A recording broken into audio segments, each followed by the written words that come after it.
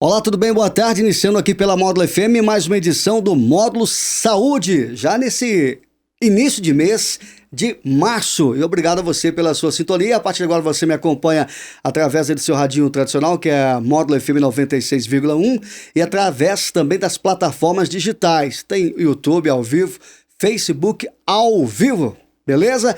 E dentro do Jornal da Módulo FM, novamente trazendo aqui a minha convidada, né?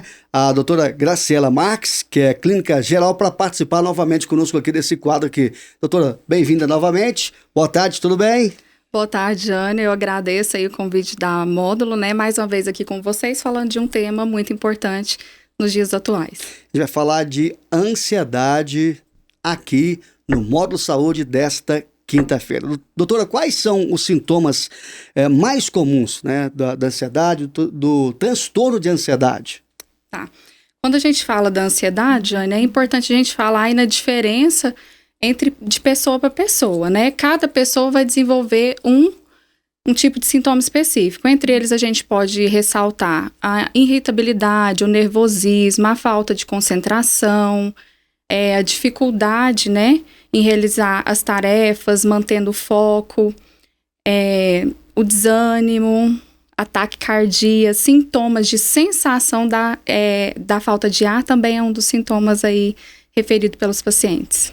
Hoje, doutora, a procura no seu consultório, boa parte de pessoas que estão vivenciando esse quadro de ansiedade? Eu tenho falado muito, Jane, com o desenvolvimento da questão da tecnologia, né? Hoje, sempre nas redes sociais, muitos dos pacientes têm se comparado ou então têm se colocado em sentimentos de menos-valia. O transtorno de ansiedade ele tem sido muito comum aí. A gente falava num repertório de 3% da população. Hoje, dentro das consultas, a gente tem visto aí a cada 10 pacientes que eu atendo, já em média uns 50% tem sofrido de transtorno de ansiedade. Isso aí em diversas faixas etárias, desde adolescentes, adultos jovens, e ali depois que passa na questão adulta, começa a aposentadoria, começa também a gerar um transtorno de ansiedade por ficar mais tempo habitual em casa também. Doutor, e qual é a sua abordagem, né, com o paciente com esse quadro? Então, eu falo muito, Jane, da questão da ansiedade, da gente saber o que é uma ansiedade comum, né? E o que leva a um transtorno de ansiedade. Então, falando da questão da ansiedade comum, a gente, no dia a dia, a gente vai ter essa questão da exposto a estresse, que pode te levar, assim, um quadro. Eu vou passar por entrevista de emprego, então... Já fica ansioso, Fica ansioso. Então, vou tirar vou me habilitar, né? Vou tirar a CNH, então vou passar por aquele momento, mas ele é algo passageiro, ele não é algo que permanece. Então, a gente tem que pensar quando essa ansiedade comum, ela realmente, de fato, vai virar um transtorno de ansiedade, que a gente fala na questão de duração de tempo. Então, essa ansiedade que começou, ela tem vindo com mais frequência, ele tem atrapalhado ele no contexto em sociedade, ele está ficando mais tempo ausente das suas atividades, tem ficado mais estressado no seu dia a dia, tem percorrido aí um tempo de duração de mais de 6 meses, por exemplo, né? Então, são fatores que a gente faz essa abordagem. Dentro do tratamento nosso, eu acho importante, assim, eu sempre friso a importância da equipe multidisciplinar. Vinha aqui o médico, um terapeuta, um psicólogo, também é muito importante aí nessa questão do tratamento para esse paciente. Vou dar um exemplo aqui, doutor, não sei se é exemplo. Algo que vai acontecer, só que essa pessoa que tem ansiedade já fica pensando já. Não dorme, vai ter insônia, vai ter taquicardia. E é só semana que vem. E aí fica naquela questão, uma semana já começa a alteração do organismo. Tanto a questão mental, ela vai ter repercussão no organismo, na questão física também. E é isso que você está falando, dessa questão, desse tempo aí mesmo. E quais são, doutora Graciela, os fatores de risco associados, né, ao desenvolvimento do transtorno de ansiedade?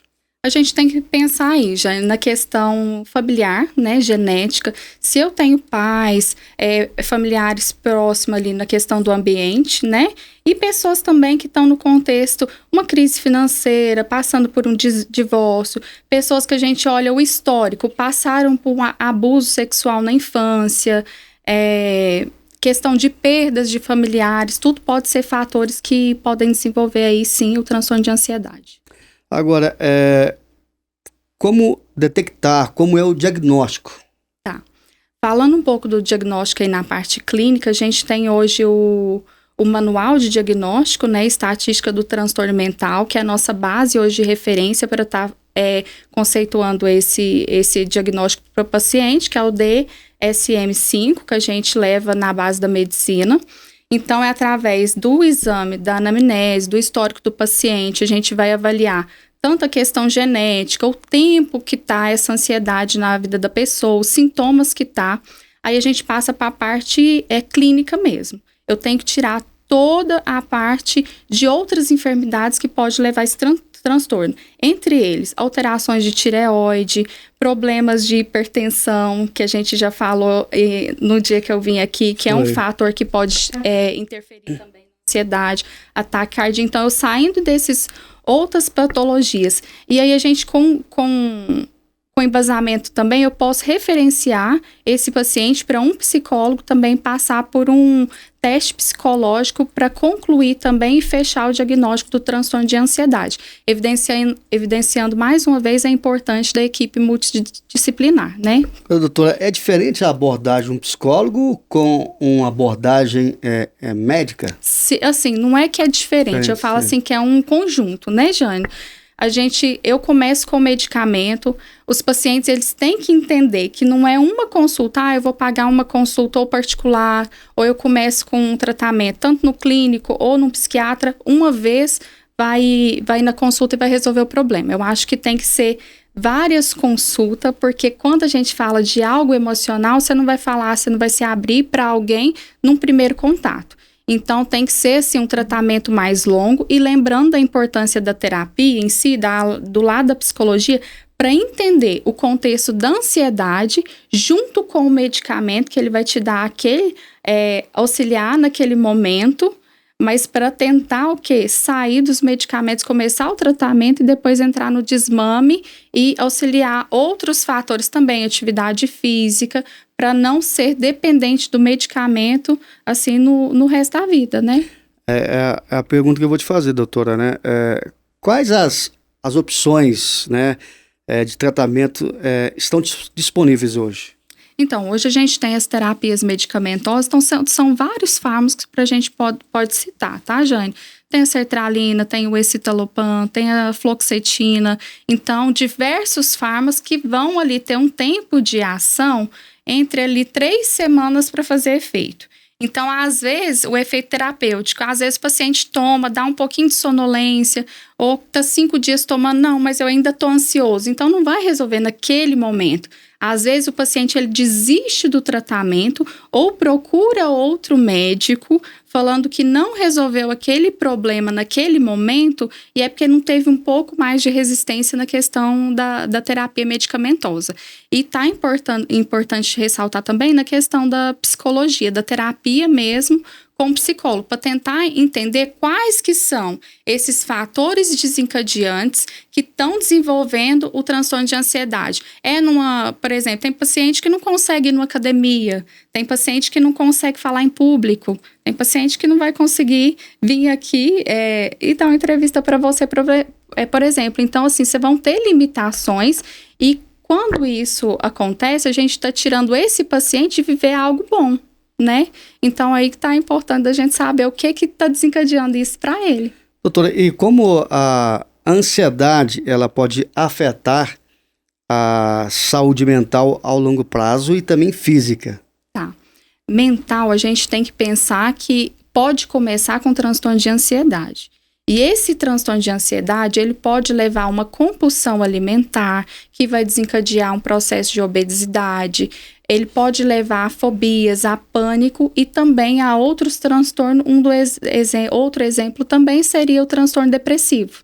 Agora, pensando na questão física, pode levar a hipertensão, alterações gastrointestinais, como diarreia, constipação de intestino, que é algo importante também da gente estar relatando, né? Insônia. Existe uma ligação entre transtorno de ansiedade e outras condições de saúde mental, como a depressão? Sim, é o que eu acabei de falar. Esse pode ser quando ele não é tratado ou ele não é levado a sério por esse paciente ou pela família, ele pode sim desencadear o transtorno depressivo. Esse paciente, por exemplo, ele começou ali, uma fobia social. Ele vai começar a não praticar aquela ação, ele vai querer ficar em casa. Em casa só, né? Então, ele já vai perder a vontade, o desânimo, ele vai querer ficar mais... O que ele gostava de fazer, ele não gosta mais. Então, começa assim, desenvolver o transtorno de depressão com embasamento num transtorno não diagnosticado a tempo. Para a gente fechar nossa participação, doutora, de que forma que os familiares e amigos podem ajudar, apoiar, né, esse paciente ou essa pessoa que está com ansiedade? Tá. Falando aí, eu acho que é muito importante a rede de apoio desse paciente, de estar entendendo com empatia, né, que cada um de nós, a gente vai ter um transtorno de ansiedade específico da pessoa. Então, o que traz ansiedade para você não é a mesma coisa que traz ansiedade para mim.